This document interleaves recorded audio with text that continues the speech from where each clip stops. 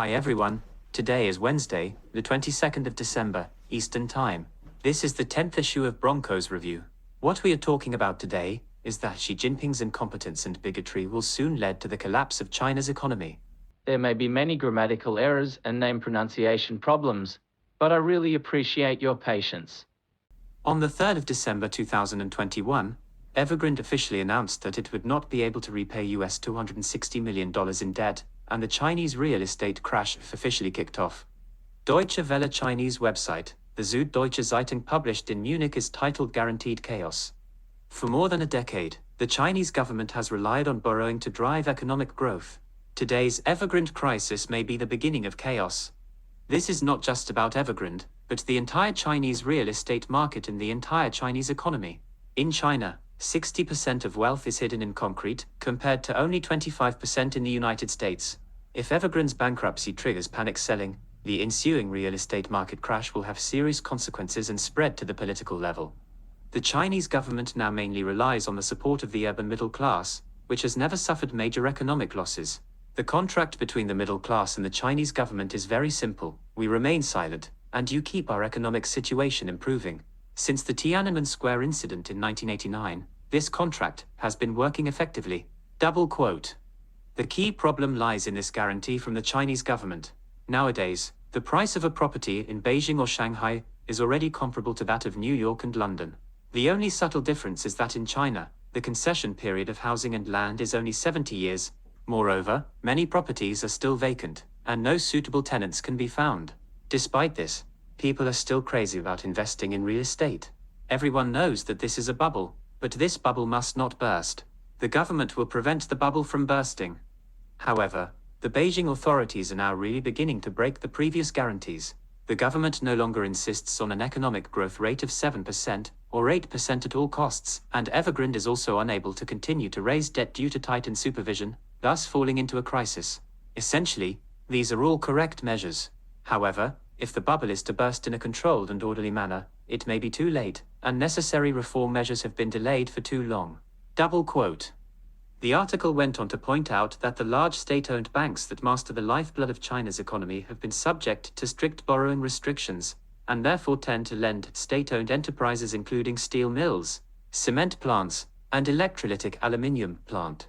These companies are closely related to real estate, and because of this situation, Chinese savers have no other investment options besides real estate. These steel and cement have become real estate, ghost towns, and many new airports, highways and the world's largest high-speed rail network. The quantity is too much. As a result, many local governments are heavily in debt, but the economy continues to grow as Beijing has promised. Nowadays, growth promises that a generation of Chinese take for granted are becoming increasingly unreliable, and this state-driven economic growth is in danger of abrupt cessation. What the Süddeutsche Times does not know is that China's census data has been falsified for a long time to deceive real estate developers and owners. The actual housing needs of the Chinese have been greatly exaggerated, at least 200 million people. All large real estate companies and financial institutions predict demand based on demographic trends, as do local governments. As a result, population growth was just a matter of fact, and the predicted demand disappeared. After the 2021 China census ended, it took an unprecedented 6 months to announce a population of 1.48 billion, but at least 200 million people did not exist. There may even be 300 to 400 million people who do not exist. In fact, according to some published data analysis, since 2012, China's population has been decreasing every year, while the housing stock has been increasing year by year. In 2017, a report in the Chinese real estate industry estimated that 65 million properties were vacant. The true figure was never released. Another report was that there were 130 million vacant properties. It is estimated that there are at least 250 million vacant properties today. Summarizing these figures means that in the past 10 years, China's real estate industry has invested hundreds of billions of dollars to build houses for hundreds of millions of people who do not exist. This means that it is almost equal to China's GDP for 3 consecutive years, all invested in real estate, without generating any profit or job opportunities.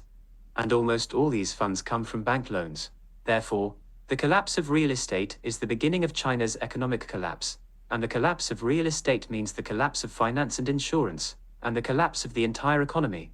This is almost the same as Mao Zedong's Great Leap Forward in 1961, producing dozens of times the actual grain output on paper.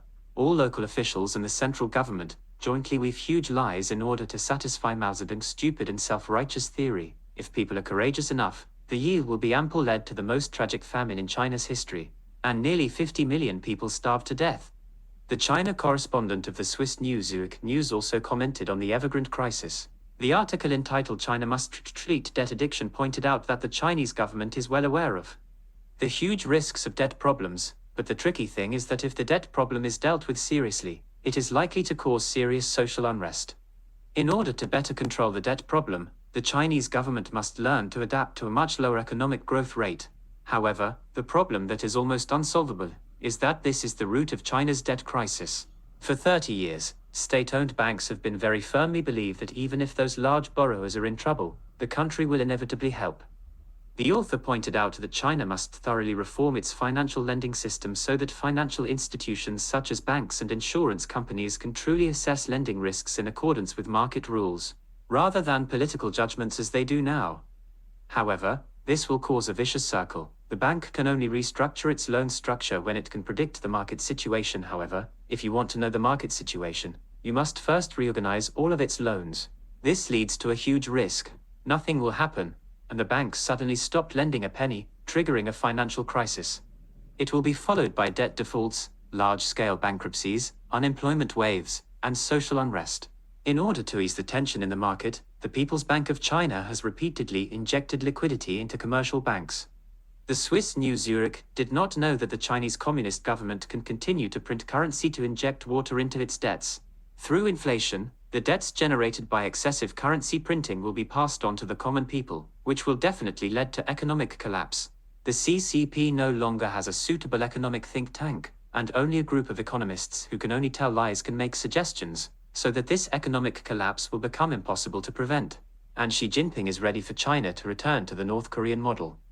Bloomberg believes that China's credit to GDP ratio has soared to 290%, and the stagnation of China's domestic reforms and global resistance will cause China to fall into a financial crisis. Bloomberg Economics estimates that the Lehman-style crash may push China into a deep recession, which will put the Chinese economy in a state of zero growth for 10 years, and the day when it surpasses the United States is indefinite. According to Bloomberg analysis, China's reform agenda has stalled. Tariffs and other trade restrictions are disrupting its access to global markets and access to advanced technology, and the economic stimulus measures of the Wuhan pulmonary virus epidemic have increased China's debt to an unprecedented level. According to the report, in the long run, 3 factors determine the growth rate of a country's economy. The first is the scale of the labor force, the second is the capital stock, that is, from factories to transportation infrastructure, to communication networks, etc., and finally productivity. In those areas, China is facing an uncertain future. The report pointed out that the labor force is the first challenge facing China. If the fertility rate remains low, it is expected to decrease by more than 260 million inches the next 30 years, a 28% drop. Even if the population reform is successful, it will be difficult for China to offset the additional burden of having children. As for China's large-scale capital expenditures, after years of spending money, there are many signs that the income has gradually diminished. Overcapacity in industry, baskets of ghost towns, and highways built on sparsely populated farmland all illustrate this problem. The report analyzed that with the shrinking labor force and excessive capital expenditure, productivity is the key to China's future growth. Unfortunately, not all determinants of future growth are under the control of the CCP. In the global anti-China environment, the freezing of US-China relations and the stagnation of the EU-China agreement will begin to dry up the innovations and cross-border flows that can lead China's rise. The report believes that the combination of stagnant domestic reforms and international isolation may give rise to a financial crisis. In particular, since 2008, China's credit to GDP ratio has soared from 140% to 290%. Bloomberg Economics estimates that the type of crash like Lehman may push China into a deep recession, and then the economy may show nearly zero growth for 10 years. The report believes that for Xi Jinping, the nightmare scenario is the interaction of reform failures, international isolation and financial crisis, which may make China stand still before reaching the top. And the Chinese economy will be ranked second indefinitely. It is difficult to surpass the United States. Bloomberg believes that there will be a labor crisis next. I don't think Bloomberg can explain clearly why the CCP used family planning when there were only 800 million people in China, but encouraged birth when there were 1.4 billion people. I can tell Bloomberg that Xi Jinping is an idiot, and the labor crisis began in 2012, when Xi Jinping just came to power. He saw nothing. China's economic miracle is not that magical. The country's rapid development over the past 40 years is actually a triumph of basic economic principles. As the country gives way to the market, private enterprises and trade have flourished, growth has accelerated, and income has soared. However, Xi Jinping seems to have forgotten this simple lesson. Chinese leaders rejected decades of tried and tested policies by reaffirming the power of the Communist Party in the economy and turning Chinese companies into state-owned enterprises. In fact, in the face of Washington's escalating hostility, Xi Jinping's turn seems to be accelerating, which may have serious consequences for China's economic development and relations with the world. To be sure, Xi Jinping has not completely abandoned free enterprise and free trade. In November last year, he stated at the G20 summit that China's new economic agenda is by no means behind closed doors and will create more opportunities for the world and allow China to benefit from high-quality development. Beijing also recently joined the Regional Comprehensive Economic Partnership Agreement, a 15-nation agreement that established a trading group with about one-third of the world's population. Hua Chunying, a spokesperson for the Chinese Ministry of Foreign Affairs, called this a manifestation of our commitment to free trade and the multilateral trading system. But if you are Jack Ma, a Chinese technology entrepreneur, the situation becomes more ambiguous. Just 2 days before Jack Ma's financial technology giant and group listed on the Shanghai and Hong Kong stock exchanges in November, regulators suppressed the company's record-breaking initial public offerings. The official reason they put forward is that the regulatory environment has changed, but there is widespread concern that the Chinese authorities are punishing Jack Ma for criticizing their supervision of the financial industry. According to reports, Xi Jinping personally called Beijing subsequently launched an antitrust investigation against Alibaba Group, another e-commerce company founded by Jack Ma. A few days later, another well-known entrepreneur, Sun Dao, was detained on charges of sowing discord and disrupting production. The government confiscated his agricultural company. Sometimes Sun, who is critical of the government, may be targeted because of a land dispute with a state-owned farm.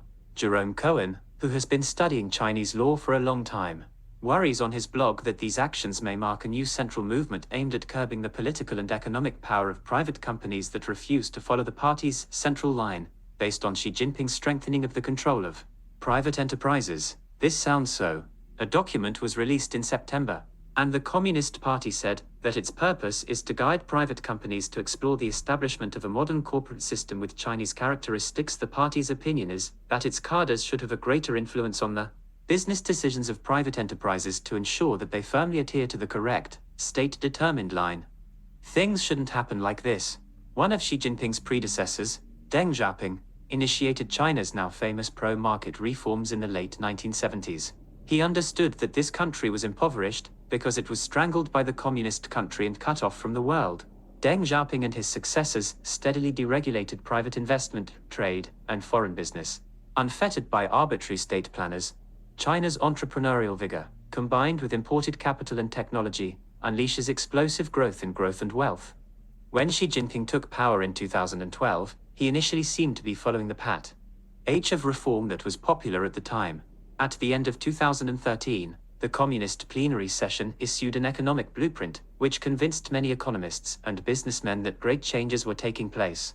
Changes have indeed come, but not the kind they expected. If he had not become the supreme of a country, Xi Jinping, as an ordinary person, should pretend to be an approachable, honest, and diligent official. Looking back at Xi Jinping's political career, from the county seat to the provincial capital, although there is some stability and not many shining political achievements, Xi Jinping still works hard everywhere. 9 years ago, Xi Jinping took over as the leader of the party and state. At that time, Xi Jinping was full of high spirits, with a simple smile and simple look on his face.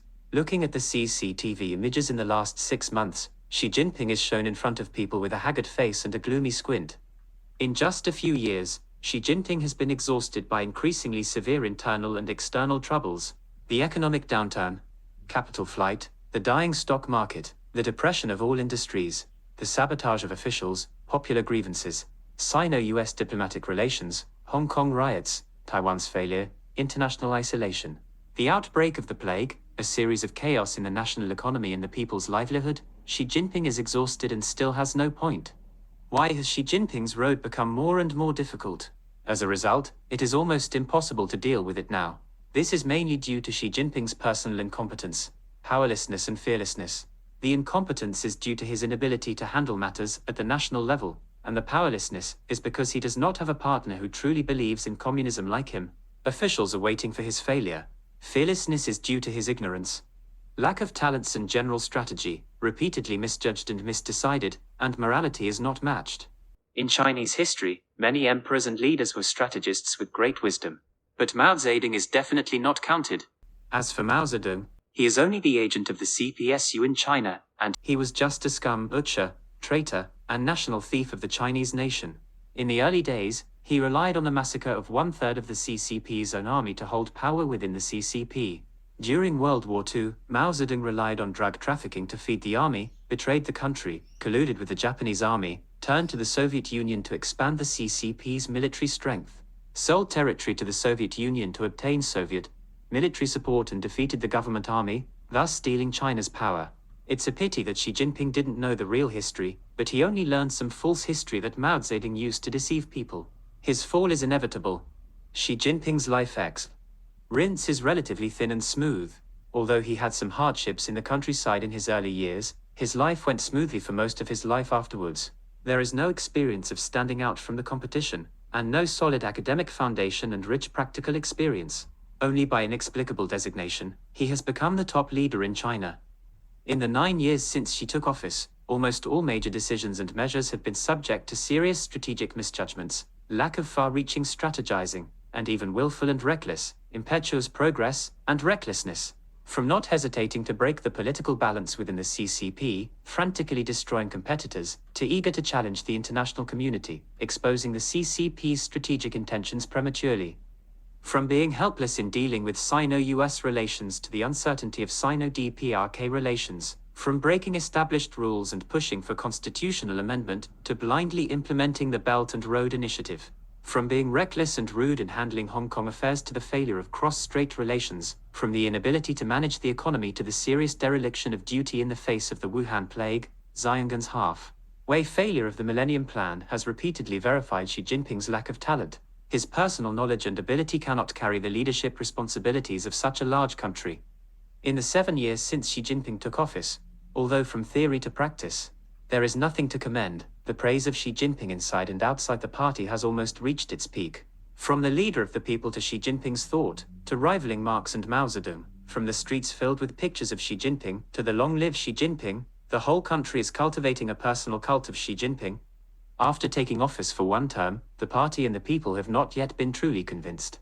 Xi Jinping is eager to establish himself as the core, leader, and commander, and put forward the so-called Xi Jinping thought. Without Mao Zedong's local ruffian personality, if you want to learn from Mao Zedong, can you be more shameless and more illegal than Mao Zedong? Mao Zedong never inspected the disaster-stricken area. After all, Mao took the CCP to steal power. The senior military officers were appointed by Mao. What did Xi Jinping do? He would not cultivate his reputation. Not only would he not visit the disaster-stricken area, nor let others go. Mao Zedong broke all laws. Xi Jinping forcibly amended the constitution and wanted to be re-elected for life. If the CCP continues to slide along the current path, even a policy with a good starting point will have huge consequences due to its indiscreet and stupid implementation. Because the dictatorship of personal autocracy does not like to admit mistakes, it does not allow anything to destroy the myth of the omnipotent leader. China's system has lost its ability to correct errors and is unable to deal with some fundamental problems that have dragged down the economy, such as excessive reliance on bloated and inefficient state-owned enterprises, which have become larger and more powerful since Xi Jinping took office, dangerously high debt, especially local government debt, to inject to the system, especially unnecessary infrastructure projects, more cash ways to deal with the trend of each recession, and so on. In fact, China is not only unlikely to solve any of the above problems, but it will also make them worse. If political reforms are not carried out, with every new budget destroying behavior, the possibility of an unusually serious economic crisis in China will continue to rise. This is a person who is pessimistic about the Chinese economy, such as Morgan Stanley's emerging the head of market shares, Rosha Sharma, has been predicting for years. The most important question is whether any of the time bombs such as bad debts, overheated real estate markets, and super large state-owned enterprises will explode, Gabev said, because of Xi Jinping's centralization of power. Even if a bomb is about to explode, no one will give an early warning. And because he doesn't actually understand macroeconomics, everyone is particularly afraid of offense. Once this kind of problem occurs, he is very likely. Improper response indeed. The government's response to any instability can be terrifying. As Xi Wei explained, Xi Jinping really puts China in great danger. And because the only tool in his hand is repression, once problems occur, we will see more violent repression. Such predictions are enough to make everyone worried. In a sense, China is the second largest economy in the world. If it collapses, the whole world will pay the price. The history of other dictatorships, such as Kim Jong-un's North Korea, shows that Xi Jinping's relentless pursuit of power may have more serious consequences. Since Xi Jinping came to power, his foreign policy has been far more radical than his predecessor. He promoted China's sovereignty claims in the South China Sea, threatened Taiwan, and dispatched troops to safeguard Beijing's sovereignty claims on the disputed islands, disagreeing with all neighboring countries. There is a set of figures that can fully illustrate the extent of China's economic deterioration. The number of people receiving unemployment insurance benefits in Shanghai in 2019 was 106,000. The number of people receiving unemployment insurance benefits in 2020 was 315,400. The number of people receiving unemployment insurance benefits in the first half of 2021 was 570,600. In 2020, an increase of 197.75% compared to 2019. In the first half of 2021, it was an increase of 25.52% over 2020 and an increase of 438.3% over 2019. By analogy with this data, the number of people receiving unemployment insurance in Shanghai in 2021 will be at least 1.14 million, which is 11 times that of 2019. The figures announced by the CCP will not be true, they are all modified, but we can see from the logic contained in this set of figures that China's economy has deteriorated at a multiple rate since 2018. That's it for today, and I will continue in the next issue. Thank you for watching. Please click like and subscribe.